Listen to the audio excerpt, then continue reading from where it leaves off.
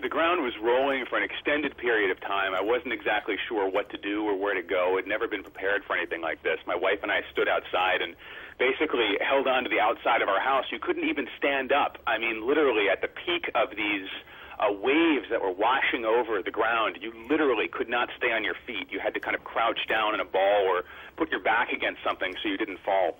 And that's exactly what we did for the length of the duration of it, which I would say was about probably a minute to 2 minutes. It felt like a lot longer than that, let me tell you.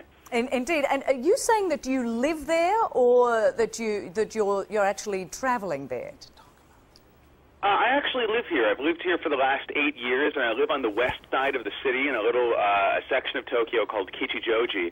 And yes, there are earthquakes from time to time, but we have never, ever felt anything on the magnitude, the literal magnitude of what we experience today. And that's exactly the story we hear. Now, Matt, as we are talking, we are looking at this extraordinary wave, another tsunami wave, moving toward the Japanese coast. And where are you located? Are you away from any threat of tsunami coming ashore?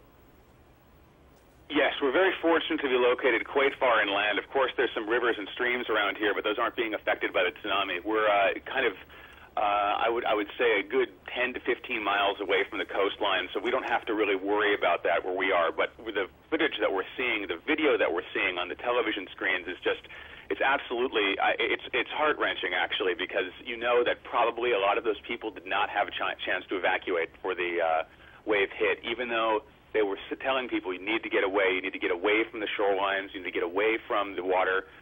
Just watching this wave hit and cars and buildings and houses being swept away in it, I think we're going to see a significant number of casualties, especially up in the northern part of the country where the quake was epicentered.